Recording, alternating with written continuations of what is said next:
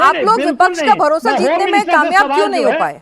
भाई ठीक है, अगर आपका मुद्दा नियत सब कुछ इतनी साफ है तो भाई एक ऑल पार्टी मीटिंग में आप इनको या दोबारा से अलग से मीटिंग बुला के आप इनको समझाते बुझाते कि भाई देखिए आपकी डिमांड जो थी वो मान ली है, आगे भी आप जो मुद्दे उठा रहे हैं उन पर आपकी तमाम शंकाएं दूर की जाएंगी। आप सदन में बात तो उठाइए, जवाब मिलेगा वहां पर।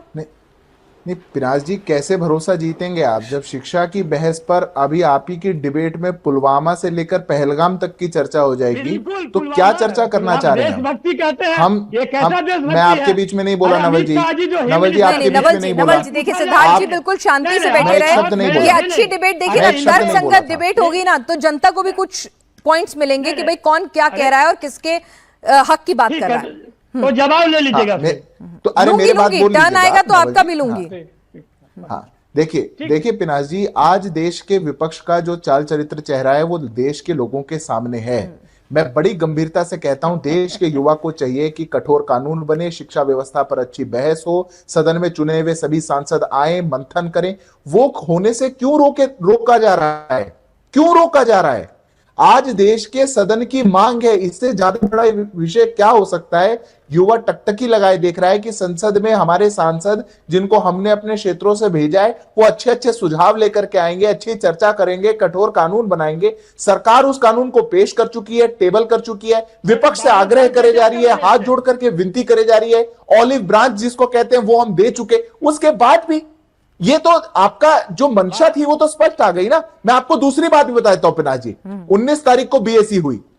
बीएससी में शिक्षा पर कोई समय किसी बिल को लेकर के या शिक्षा व्यवस्था की बहस के लिए विपक्ष ने नहीं कहा।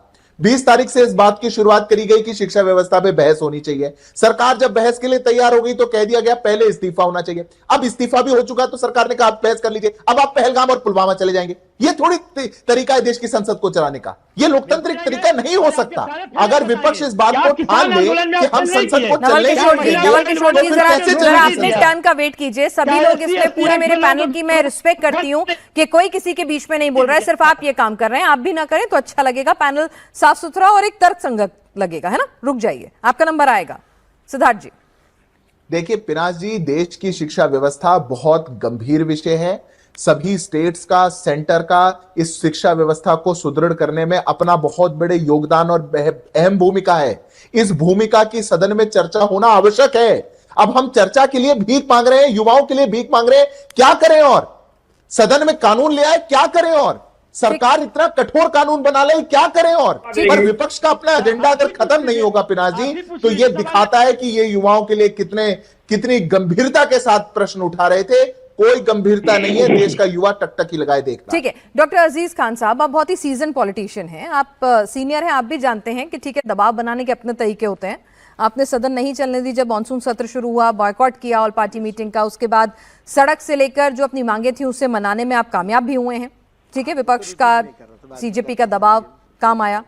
भाई अब अल्टीमेटली आप भी जानते हैं ना खान साहब के कानून तो सदन से ही बनेगा। सार्थक चर्चा, तर्क सांगिक चर्चा तो सदन में ही होगी। अगर आपको कुछ उसमें इंक्लूड भी करवाना है बिल में या कुछ नए सुझाव भी सजेस्ट करने हैं, आप छात्रों के हित से वाकई में जुड़े हुए हैं, तो आपको सदन के पटल पे ही बोलना पड़ेगा। कब करेंगे ये? और इतनी देरी करके क्यों नेगेटिव इमेज ले जा रहे हैं? जी देखिए पिनाज जी, बड़ी इंपॉर्टेंट बात है। विपक्ष बिल्कुल दूर दूर तक कहीं इस चर्चा से नहीं भाग रहा है। ठीक है, विपक्ष चाहता है चर्चा हो, लेकिन सार्थक चर्चा हो। तमाम ऐसे मुद्दे हैं जो माननीय गृह मंत्री जी को जवाब देना चाहिए।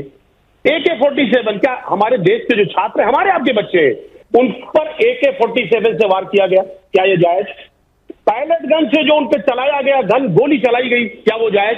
आगे गृह मंत्री जी इसमें जवाब क्यों नहीं दे रहे? बड़ा तो आप जवाब कहाँ मांगेंगे? सदन में मांगिए ना सर, किसने रोका है? आपको भरोसा नहीं है अपनी ताकत पर? अच्छा नंबर है आपके पास, आप मुद्दा उठाएंगे सदन में तो आपको लगता है देश के गृह मंत्री जवाब नहीं देंगे?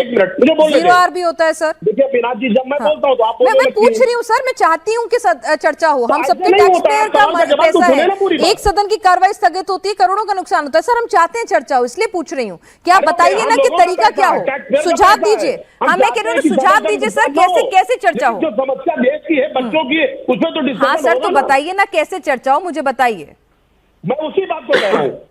देखिए ऐसा है, देखिए सरकार की हठधर्मिता है। सरकार अहंकारी है। माननीय गृह मंत्री जी को जवाब देना चाहिए, आ जाते सदन में बोल देते और माफी मांगते। और जो बच्चों को प्रताड़ित किया जा रहा है, जो बच्चों को जेल भेज दिया गया है और वादा किया गया था बीजेपी के प्रवक्ताओं से और देश के जो नौजवानों से कि किसी पर कोई केस नहीं होगा, कोई जेल नहीं जाएगा, तो जवाब दे देते कि सारी चीजें विड्रा हो गई। अगर ये कर देते तो मुझे लग रहा है सदन चलने में कोई दिक्कत नहीं, सर, एक करने में कोई दिक्कत नहीं। मंगलवार को लेकिन सीजेपी को लिखित ड्राफ्ट पीस बाबत और एफआईआर की जो रिवर्सल कॉपीज हैं, जो टेक्निकल पेपर वर्क में टाइम लगेगा वो करके देंगे। खुद ही उन्होंने अपनी प्रेस कॉन्फ्रेंस में सरकार के साथ बैठकर ये बात कही थी, ठीक है, कही थी ना।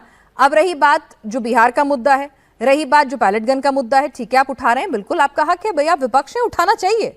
आप चेक एंड बैलेंस नहीं रखेंगे तो कौन रखेगा सरकार के ऊपर? आप भी हमारी आवाज हैं, लेकिन सवाल यह है कि वो आवाज सड़क पे उठाई, अच्छी बात है, लेकिन सदन के भीतर उठा लीजिए साहब, किसने रोका है? 0 आवर में आप कहिए कि हम चाहते हैं, कुछ तो करिए ना। सिर्फ हंगामा करना, प्लकार्ड लेके खड़े हो जाना, सदन की कार्रवाई रोक देना, कब तक ऐसे? देखिए 4-5 बड़ी अहम बात है, मुझे सुन ले और मुझे मौका दे दे, उसके बाद मत देना। देखिए, एक तो विपक्ष बिल्कुल चर्चा करना चाहता है और छात्र हितों में चर्चा चाहता है हो और छात्रों के लिए बेहतर कानून बने। कानून तो हालांकि सरकार ने पहले भी बनाया था 2024 में, वो जो लाए थे अनफेयर मीन्स एक्ट जो लाए थे 2024 में, 3 से 10 साल की सजा की बात हुई थी। सरकार तो कानून लगातार बना रही है, इम्प्लीमेंट हो ही नहीं रहा, क्योंकि सरकार की इच्छा शक्ति की कमजोरी है। एक बात, फिर कानून लाएंगे, फिर लागू नहीं होगा। आप अंदाजा लगाइए, 47 सुन लीजिए, 43 लोगों को हटाया गया जो आउटसोर्स थे एनटीए ने। क्या हुआ जो कभी इतिहास में नहीं हुआ, कट ऑफ जो जनरल कास्ट का 200 देना कभी नहीं हुआ। यही तो कह रही हूँ, ये बात आप और मैं इस टीवी चैनल की वजह सदन पर आपके नेता उठाएं, बोलने का वक्त मिलेगा उन्हें।